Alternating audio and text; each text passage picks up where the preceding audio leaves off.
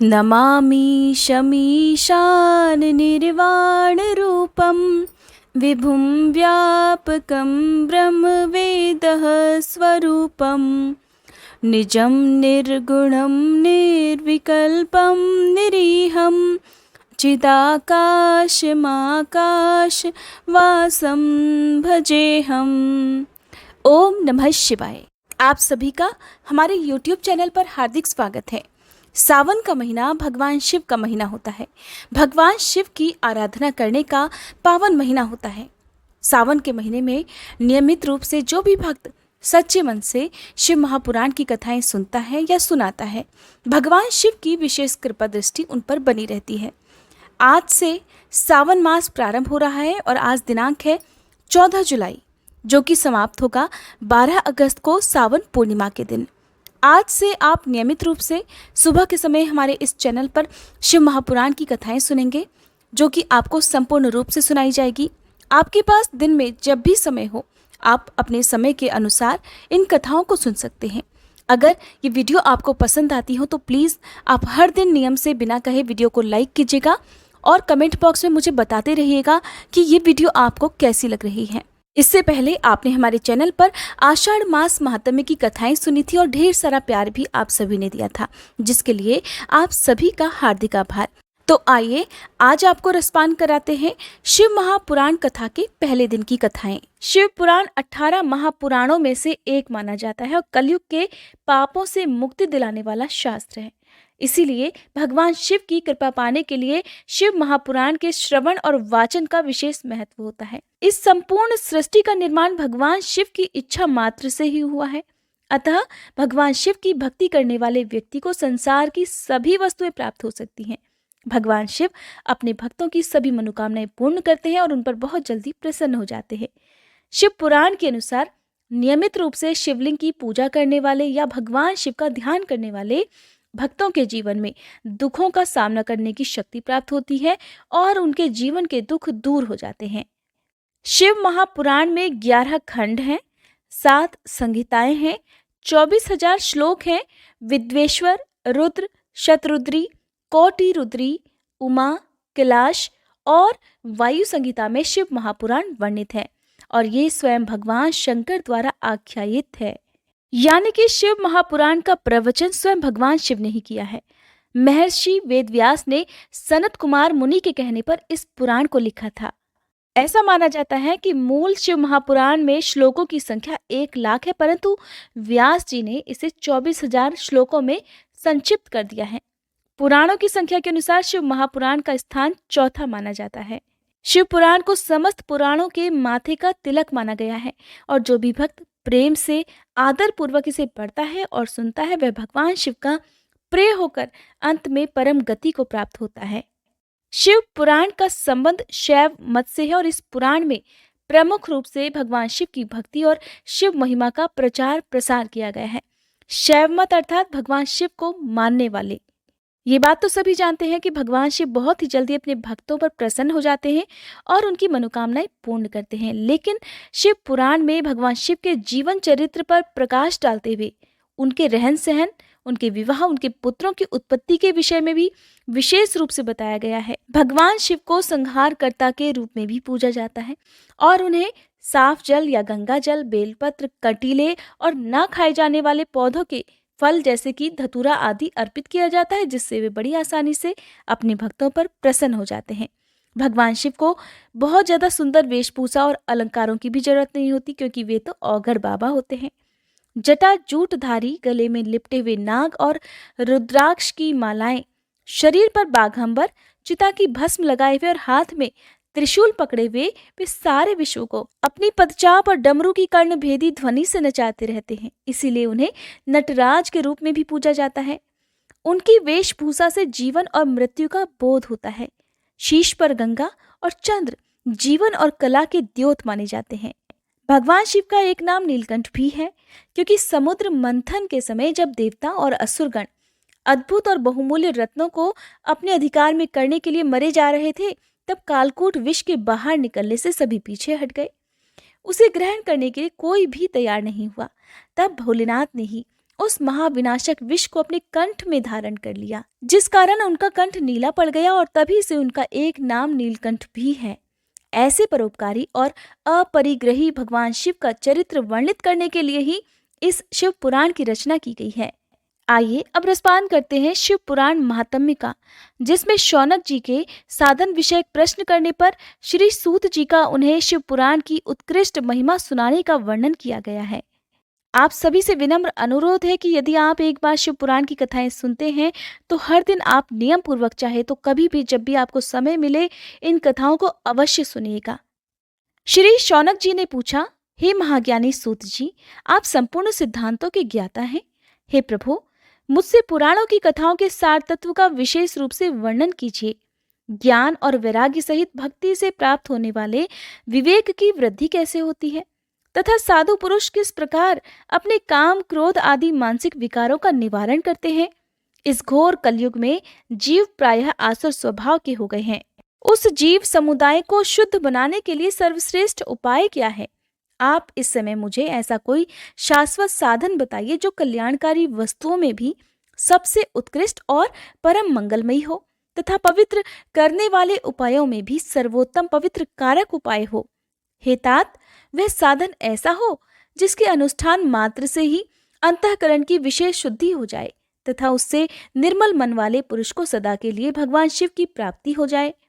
तब श्री सूत जी कहने लगे कि हे मुनिश्रेष्ठ शौनक जी, आप धन्य हो, क्योंकि आपके हृदय में पुराण कथा सुनने का विशेष प्रेम और लालसा है। इसलिए मैं शुद्ध बुद्धि से विचार कर आपसे परम उत्तम शास्त्र का वर्णन करता हूँ। हे वत्स, वह संपूर्ण शास्त्रों के सिद्धांत से संपन्न भक्ति आदि को बढ़ाने वाला और भगवान शिव को संतुष्ट करने वाला है। कानों के लिए रसायन अमृत स्वरूप तथा दिव्य है, तुम उसे श्रवण करो। हे मुने, वह परम उत्तम शास्त्र है शिव पुराण, जिसका पूर्व काल में भगवान शिव ने ही प्रवचन किया था। यह काल रूपी सर्प से प्राप्त होने वाले महान त्रास का विनाश करने वाला उत्तम साधन है। गुरुदेव व्यास जी ने सनत कुमार मुनि का उपदेश पाकर बड़े आदर से संक्षेप में ही इस पुराण का प्रतिपादन किया है।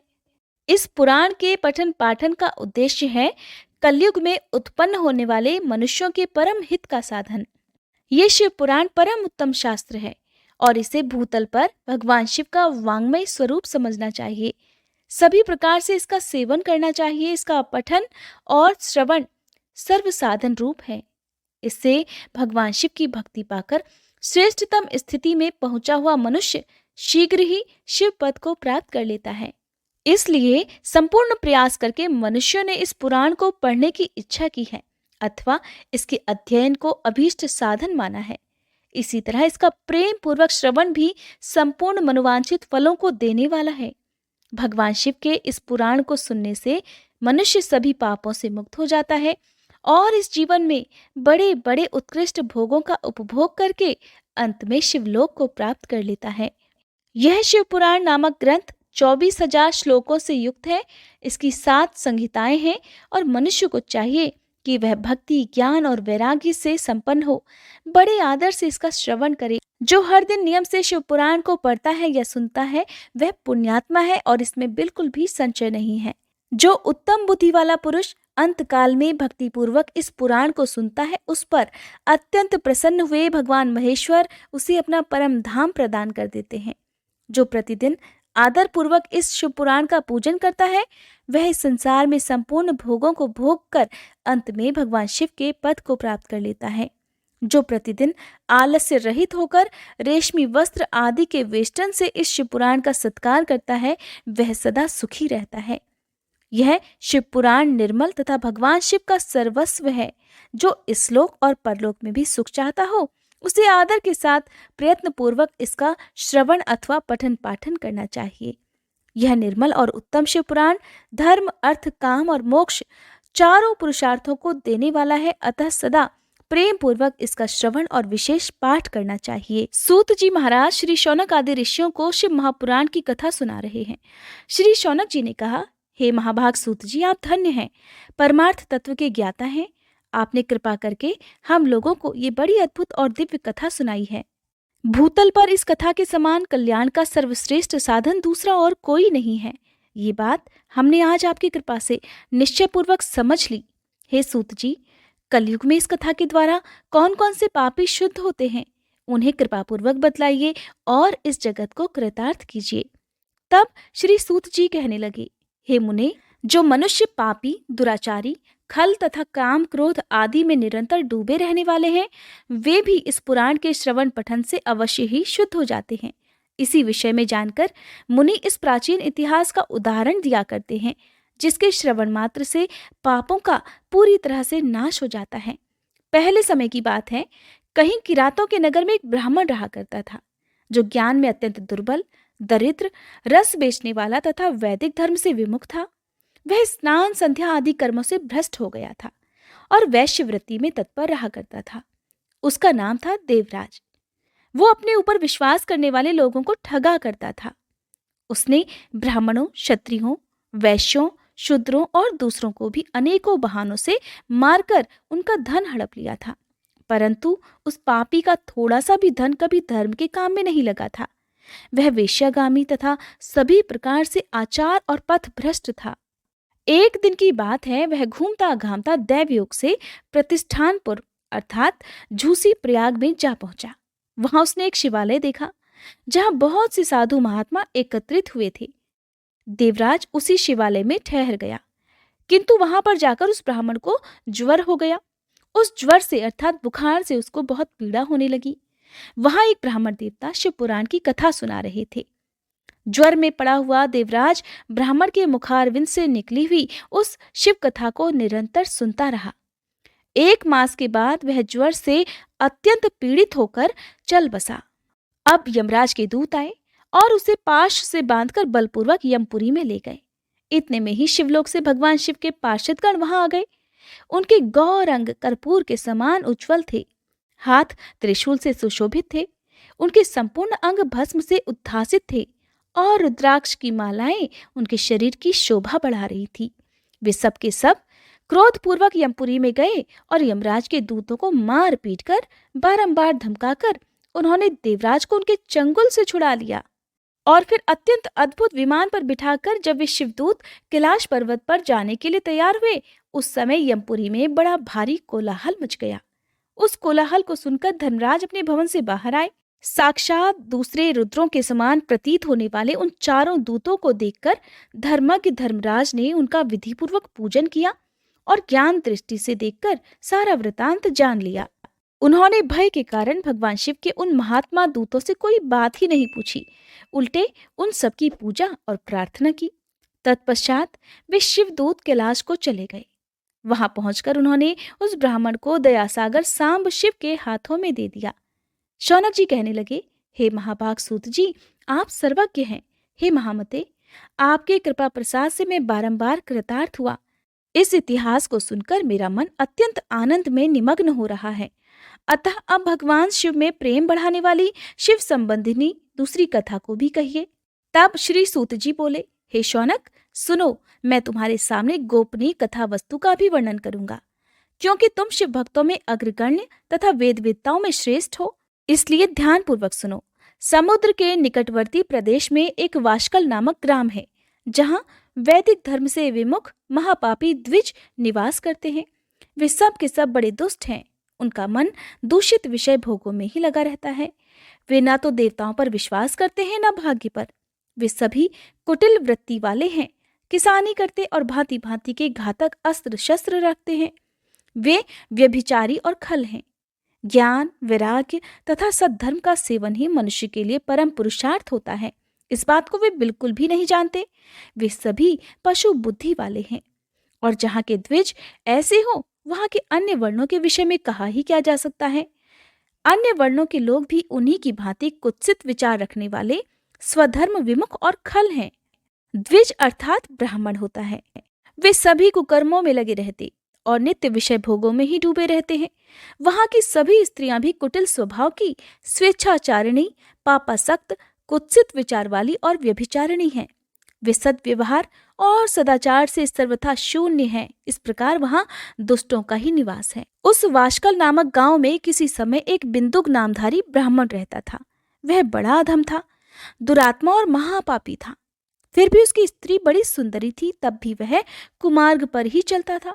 उसकी पत्नी का नाम चंचुला था। वो सदा उत्तम धर्म के पालन में लगी रहती थी, तब भी उसे छोड़कर वह दुष्ट ब्राह्मण वेश्यागामी हो गया था। इस तरह कुकर्म में लगे हुए उस बिंदुक के बहुत वर्ष बीत गए। उसकी पत्नी चंचुला काम से पीड़ित होने पर भी स्वधर्म नाश के भय से क्लेश सहकर भी दीर्घ काल तक धर्म से भ्रष्ट नहीं हुई, परंतु दुराचारी पति के आचरण से प्रभावित होकर आगे चलकर वह स्त्री भी दुराचारिणी हो गई। इस तरह दुराचार में डूबे हुए उन मूढ़ चित्त वाले पति पत्नी का बहुत सारा समय ऐसे ही बीत गया।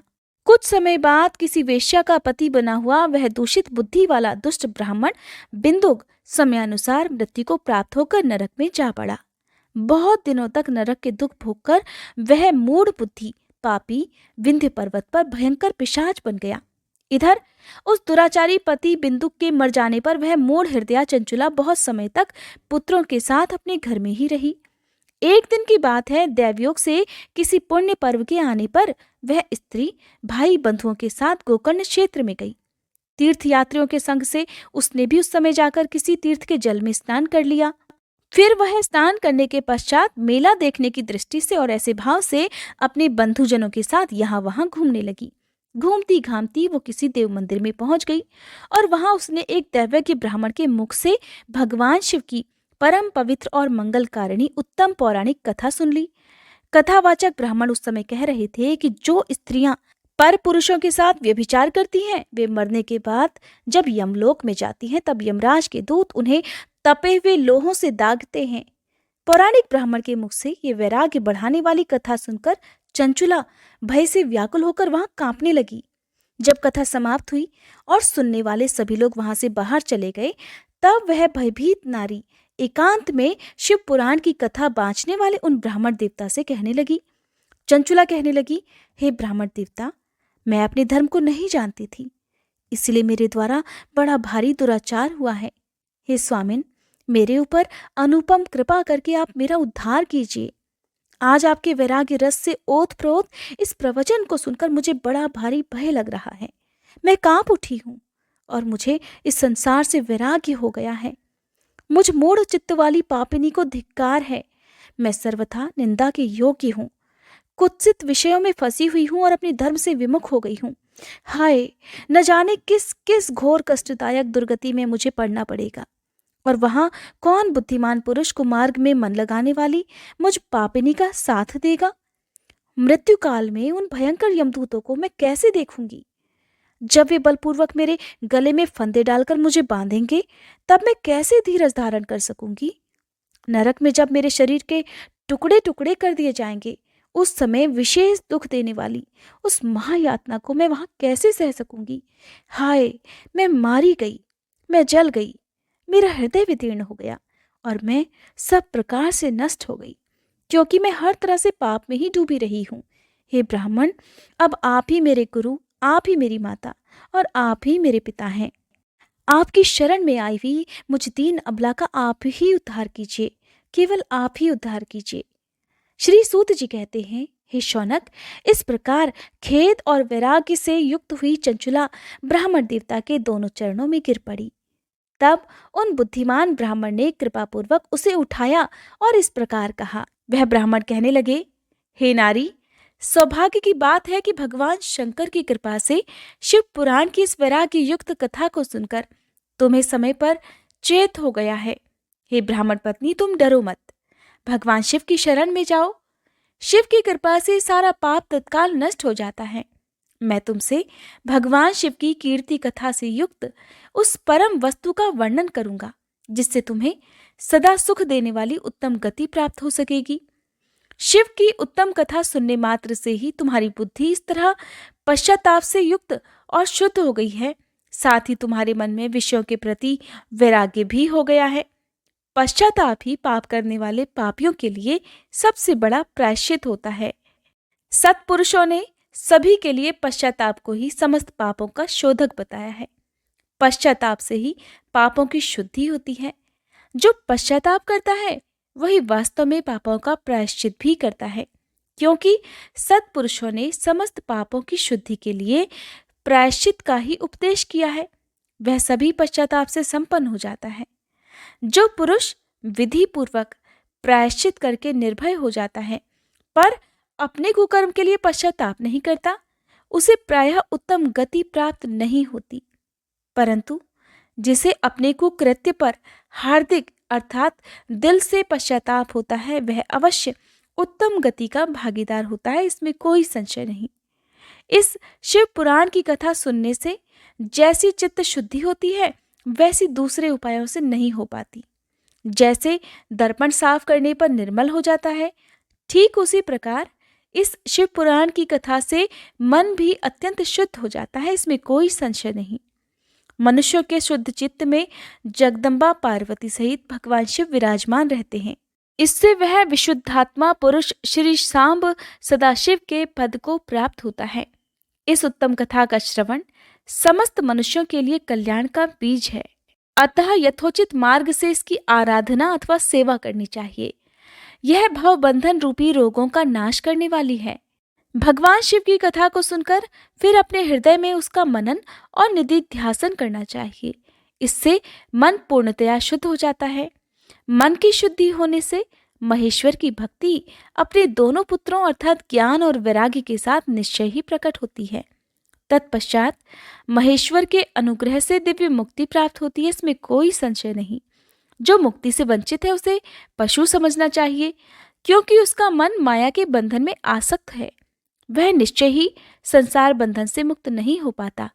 हे ब्राह्मण पत्नी, इसलिए तुम विषयों से मन को हटा लो और भक्ति भाव से भगवान शंकर की इस परम पावन कथा को सुनो। परमात्मा शंकर की इस कथा को सुनने से तुम्हारे मन की शुद्धि होगी और इससे तुम्हें मोक्ष की प्राप्ति हो जाएगी। जो निर्मल मन से भगवान शिव के चरणारविंदों का चिंतन करता है, उसका एक ही जन्म में मुक्ति हो जाती है। ये मैं तुमसे सत्य कहता हूँ। सूत जी कहते हैं, हे शौनक जी, इतना कहकर वे श्रेष्ठ शिव भक्त चुप हो गए। उनका हृदय करुणा से आर्द्र हो गया। वे शुद्ध चित्त भगवान शिव के ध्यान में ही मगन हो गए। तदंतर बिंदुक की पत्नी चंचला मन ही मन प्रसन्न हो उठी। ब्राह्मण का उक्त उपदेश सुनकर उसके नेत्रों में आनंद के आंसू छलक आए थे। वह ब्राह्मण पत्नी चंचला हर्ष भरे हृदय से उन श्रेष्ठ ब्राह्मण के दोनों चरणों में गिर पड़ी और हाथ जोड़कर कहने लगी, हे ब्राह्मण देवता, मैं कृतार्थ हो गई। तत्पश्चात उठकर वैराग्य युक्त उत्तम बुद्धि वाली वह स्त्री, जो अपने पापों के कारण बड़ी भयभीत थी, उन महान शिव भक्त ब्राह्मण से हाथ जोड़कर गदगद वाणी में कहने लगी, हे ब्राह्मण, शिव भक्तों में श्रेष्ठ स्वामिन, आप धन्य हैं, परमार्थदर्शी हैं और सदा परोपकार में लगे रहते हैं, इसीलिए श्रेष्ठ साधु पुरुषों में प्रशंसा के योग्य भी हैं। हे साधु, मैं नरक के समुद्र में गिर रही हूँ, आप मेरा उद्धार कीजिए, आप कृपया मेरा उद्धार कीजिए। पौराणिक अर्थ तत्व से संपन्न जिस सुंदर शिव पुराण की कथा को सुनकर मेरे मन में संपूर्ण विषयों से वैराग्य उत्पन्न हो गया, उसी इस शिव पुराण की कथा को सुनने के लिए इस समय मेरे मन में बड़ी श्रद्धा हो रही है।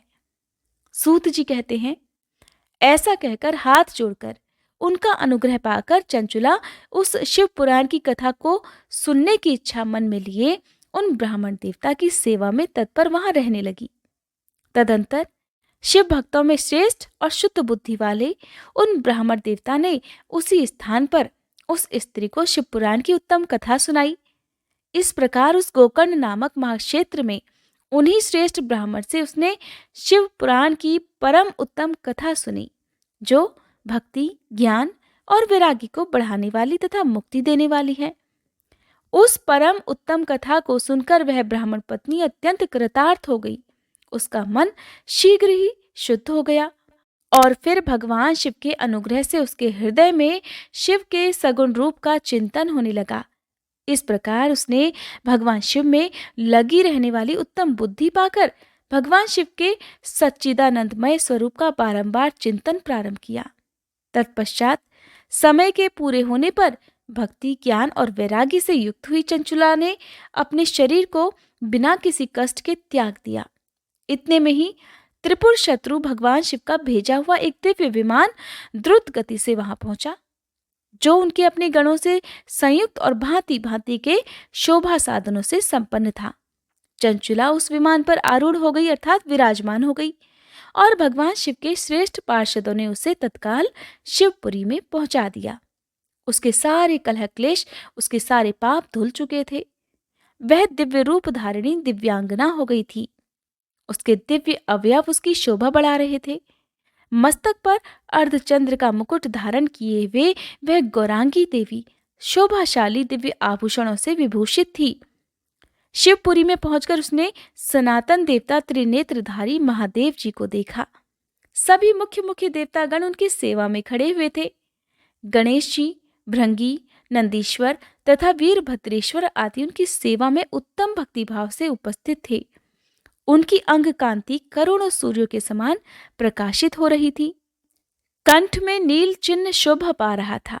5 मुख और प्रत्येक मुख में 3-3 नेत्र थे। मस्तक पर अर्धचंद्राकार मुकुट शोभा बढ़ा रहा था। उन्होंने अपने वामांग भाग में गौरी देवी को बिठा रखा था, जो विद्युत पुंज के समान प्रकाशित थी। गौरीपति महादेव जी की कांति कपूर के समान गौर थी। उनका सारा शरीर श्वेत भस्म से भासित था। शरीर पर श्वेत वस्त्र शोभा पा रहे थे। इस प्रकार परम उज्जवल भगवान शंकर का दर्शन करके वह ब्राह्मण पत्नी चंचुला बहुत प्रसन्न हुई। अत्यंत प्रीतियुक्त होकर उसने बड़ी उतावली के साथ भगवान को बारंबार नतमस्तक होकर प्रणाम किया और फिर हाथ जोड़कर वह बड़े प्रेम, आनंद और संतोष से युक्त होकर विनीत भाव से खड़ी हो गई। उसके नेत्रों से आनंदाश्रुओं की अविरल धारा बहने लगी तथा संपूर्ण शरीर में रोमांच हो उठा। उस समय भगवती पार्वती और भगवान शंकर ने उसे बड़ी करुणा के साथ अपने पास बुलाया और सौम्य दृष्टि से उसकी ओर देखा। पार्वती जी ने तो दिव्य रूप धारिणी बिंदुक प्रिया चंचुला को प्रेम पूर्वक उसी क्षण अपनी सखी बना लिया।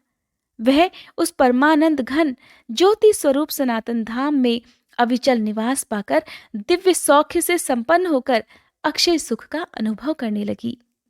अगले अध्याय में आप जानेंगे कि चंचुला के प्रयत्न से पार्वती जी की आज्ञा पाकर तुम्बुरु का विंध्य पर्वत पर शिव पुराण की कथा सुनाकर बिंदुक का पिशाच योनि से उद्धार करना तथा उन दोनों दंपत्ति का शिवधाम में सुखी होने का वर्णन। सूत जी कहने लगे, हे शौनक, एक दिन परमानंद में निमग्न हुई चंचुला ने उमा देवी के पास जाकर प्रणाम किया और दोनों हाथ जोड़कर वह उनकी स्तुति करने लगी।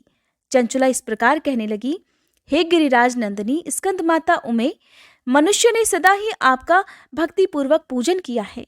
समस्त सुखों को देने वाली शंभु प्रिय आप ब्रह्म स्वरूपिणी हैं। विष्णु और ब्रह्मा आदि देवताओं द्वारा सेवित हैं। आप ही सगुणा और निर्गुणा हैं तथा आप ही सूक्ष्म सच्चिदानंद स्वरूपिणी आद्या प्रकृति हैं। आप ही संसार की सृष्टि, पालन और संहार करने वाली हैं। तीनों गुणों का आश्रय भी आप ही हैं। ब्रह्मा, विष्णु और महेश्वर इन तीनों देवताओं का आवास स्थान तथा उनकी उत्तम प्रतिष्ठा करने वाली पराशक्ति आप ही हैं।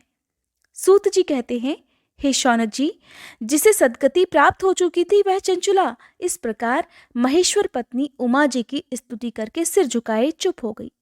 उसके नेत्रों में प्रेम के आंसू उमड़ आए। तब करुणा से भरी हुई शंकर प्रिया भक्त वत्सला देवी पार्वती ने चंचुला को संबोधित करके बड़े प्रेम से इस प्रकार कहा। देवी पार्वती कहने लगी, हे सखी चंचुले, हे सुंदरी, मैं तुम्हारी की हुई इस स्तुति से बहुत प्रसन्न हूँ। बोलो, क्या वर मांगती हो? तुम्हारे लिए मुझे कुछ भी अदेय नहीं है। देवी पार्वती की बात सुनकर चंचुला कहने लगी, हे निष्पाप गिरिराज कुमारी, मेरे पति बिंदु इस समय कहाँ हैं? उनकी कैसी गति हुई है कि मैं नहीं जानती। हे कल्याणमयी दीनवत्सले, मैं अपने उन पतिदेव से जिस प्रकार संयुक्त हो सकूं वैसा ही उपाय कीजिए। हे महेश्वरी, हे महादेवी, मेरे पति एक क्षुद्र जाति वेश्या के प्रति आसक्त थे और पाप में ही डूबे रहते थे। उनकी मृत्यु मुझसे पहले ही हो गई थी। अब न जाने वे किस गति को प्राप्त हुए, मुझे कुछ नहीं पता। गिरिजा बोली, हे बेटी, तुम्हारा बिंदुक नाम वाला पति बड़ा पापी था। उसका अंतःकरण बड़ा ही दूषित था। वेश्या का उपभोग करने वाला वह महामूढ़ मरने के बाद नरक में पड़ा अगणित वर्षों तक नरक में नाना प्रकार के दुख भोगकर वह पापात्मा अपने शेष पाप को भोगने के लिए विंध्य पर्वत पर पिशाच बना हुआ है। और इस समय वह पिशाच अवस्था में ही है और नाना प्रकार के क्लेश और कष्ट उठा रहा है।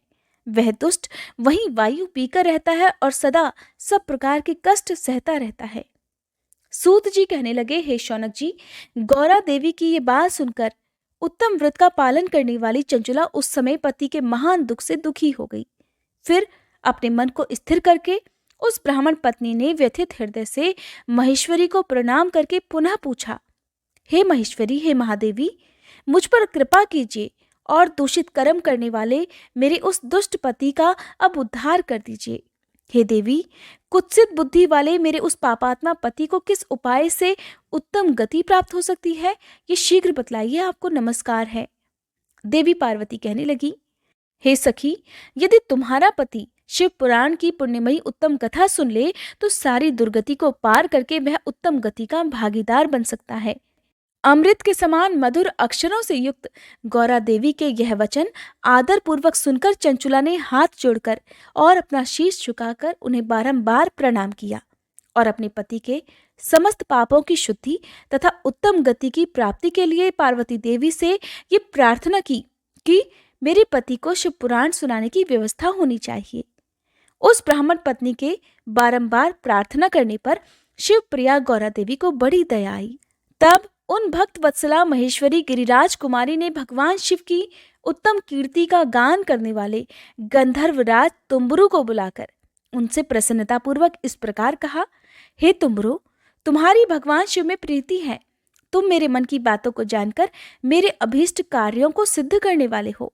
इसलिए मैं तुमसे एक बात कहती हूँ, तुम्हारा कल्याण हो। तुम मेरी सखी के साथ शीघ्र ही विंध्य पर्वत पर जाओ। वहां एक महाघोर और भयंकर पिशाच रहता है। उसका वृतांत तुम आरंभ से ही सुनो। मैं तुमसे प्रसन्नता पूर्वक सब कुछ बताती हूँ। पूर्व जन्म में वह पिशाच बिंदुक नामक ब्राह्मण था और मेरी इस सखी चंचुला का पति था, परंतु वह दुष्ट वेश्यागामी हो गया। स्नान संध्या आदि नित्यक्रम छोड़कर वह अपवित्र रहने लगा। क्रोध के कारण उसकी बुद्धि पर मूढ़ता छा गई थी। वह कर्तव्य का विवेक नहीं कर पाता था। अभक्ष्य भक्षण, सज्जनों से द्वेष और दूषित वस्तुओं का दान लेना, यही इसका स्वाभाविक कर्म बन गया था। वह अस्त्र शस्त्र लेकर हिंसा करता, बाएं हाथ से खाता, दीनों को सताता और क्रूरता पूर्वक पराये घरों में आग लगा दिया करता था। चांडालों से प्रेम करता और प्रतिदिन वेश्याओं के संपर्क में रहने लगा था। बड़ा दुष्ट था। वह पापी अपनी पत्नी का परित्याग करके दुष्टों के संग में ही आनंद मनाने लगा था। इस प्रकार वह मृत्यु पर्यंत दुराचार में ही फंसा रहा और फिर अंतकाल आने पर उसकी मृत्यु हो गई। वह पापियों के भोग स्थान घोर यमपुर में गया और वहां पर बहुत से नरकों का उपभोग करके वह दुष्टात्मा जीव इस समय विंध्य पर्वत पर पिशाच बना हुआ है। वहीं वह दुष्ट पिशाच अपने पापों का फल भोग रहा है। तुम उसके आगे यत्नपूर्वक शिव पुराण की उस दिव्य कथा का प्रवचन करो जो परम पुण्यमयी तथा समस्त पापों का नाश करने वाली है। शिव पुराण की कथा का श्रवण सबसे उत्कृष्ट पुण्य कर्म है। उससे उसका हृदय शीघ्र ही समस्त पापों से शुद्ध हो जाएगा और वह प्रेत योनि का परित्याग कर देगा। उस दुर्गति से मुक्त होने पर बिंदुक नामक पिशाच को मेरी आज्ञा से विमान पर बिठाकर तुम भगवान शिव के समीप ले आओ। श्री सूत जी कहते हैं, हे शौनक जी, महेश्वरी उमा के इस प्रकार आदेश देने पर गंधर्वराज तुम्बरु मन ही मन बड़े प्रसन्न हुए। उन्होंने अपने भाग्य की सराहना की। तत्पश्चात उस पिशाच की सती साध्वी पत्नी चंचुला के साथ विमान पर बैठकर नारद जी के प्रिय मित्र तुम्बरु वेग पूर्वक विंध्याचल पर्वत पर गए। अब तो आपको पता चल ही गया होगा कि तुम्बरु कौन है और उनका कार्य क्या था। अब जहां पर वह पिशाच रहता था उस जगह पर वे पहुंच गए। वहां पर जाकर उन्होंने उस पिशाच को देखा। उसका शरीर विशाल था, ठोड़ी बहुत बड़ी थी। कभी वो हंसता, कभी रोता और कभी उछलने लगता था। उसकी आकृति बड़ी विकराल थी। भगवान शिव की उत्तम कीर्ति का गान करने वाले महाबली तुम्बरु ने उस अत्यंत भयंकर पिशाच को पाशों द्वारा बांध लिया। तदंतर तुम्बरु ने शिव पुराण की कथा बांचने का निश्चय करके महोत्सव युक्त स्थान और मंडप आदि की रचना की। इतने में ही संपूर्ण लोगों में बड़े वेग से ये प्रचार हो गया कि देवी पार्वती की आज्ञा से एक पिशाच का उद्धार करने के उद्देश्य से शिव पुराण की उत्तम कथा सुनाने के लिए तुम्बुरु महाराज विंध्य पर्वत पर गए हुए हैं। फिर तो उस कथा को सुनने के लोभ से बहुत से देवर्षि शीघ्र ही वहां पर जा पहुंचे। आदर पूर्वक शिव पुराण सुनने के लिए आए हुए लोगों का उस पर्वत पर बड़ा अद्भुत और कल्याणकारी समाज जुट गया। फिर तुम्बुरु ने उस पिशाच को पाशों से बांधकर आसन पर बिठाया और हाथ में वीणा लेकर गौरीपति की कथा का गान प्रारंभ कर दिया। अब आपको यहाँ पर ध्यान देना है कि कौन कौन सी संहिताओं का वर्णन आपको शिव पुराण की कथा में सुनने को मिलेगा। पहली अर्थात विद्वेश्वर संहिता से लेकर 7वीं वायु संहिता तक महात्म्य सहित शिव पुराण की कथा का उन्होंने स्पष्ट वर्णन किया। 7 संहिताओं सहित शिव पुराण का आदरपूर्वक श्रवण करके वे सभी श्रोतागण पूर्णतः कृतार्थ हो गए और उस परम पुण्यमय शिव पुराण को सुनकर उस पिशाच ने भी अपने सारे पापों को धोकर अपने उस पैशाचिक शरीर का त्याग कर दिया। फिर तो शीघ्र ही उसका रूप दिव्य हो गया, अंग कांति गौरवर्ण की हो गई, शरीर पर श्वेत वस्त्र तथा सभी प्रकार के पुरुषोचित आभूषण उसके अंगों को उद्भासित करने लगे। वह त्रिनेत्रधारी चंद्रशेखर रूप हो गया। इस प्रकार दिव्य देहधारी होकर श्रीमान बिंदुक अपनी प्राण वल्लभा चंचुला के साथ स्वयं भी पार्वती वल्लभ भगवान शिव का गुणगान करने लगा। उसकी स्त्री को इस प्रकार दिव्य रूप से सुशोभित देखकर वे सभी देवर्षि बड़े विस्मित हुए। उनका चित्त परमानंद से परिपूर्ण हो गया। भगवान महेश्वर का वह अद्भुत चरित्र सुनकर वे सभी श्रोतागण परम कृतार्थ होकर प्रेम पूर्वक श्री शिव जी का यशोगान करते हुए अपने अपने धाम को चले गए। दिव्य रूपधारी श्रीमान बिंदुक भी सुंदर विमान पर अपनी प्रियतमा के साथ बैठकर सुखपूर्वक आकाश में स्थित होकर बड़ी शोभा पाने लगा। तत्पश्चात महेश्वर के सुंदर और मनोहर गुणों का गान करता हुआ वह अपनी प्रियतमा तथा तुम्बुरु के साथ शीघ्र ही शिवधाम में जा पहुंचा। वहां भगवान महेश्वर तथा पार्वती देवी ने प्रसन्नतापूर्वक बिंदु का बड़ा सत्कार किया और उसे अपना पार्षद बना लिया। उसकी पत्नी चंचुला देवी पार्वती जी की सखी बन गई। उस घनीभूत ज्योति स्वरूप परमानंदमय सनातन धाम में अविचल निवास पाकर वे दोनों दंपत्ति परम सुखी हो गए।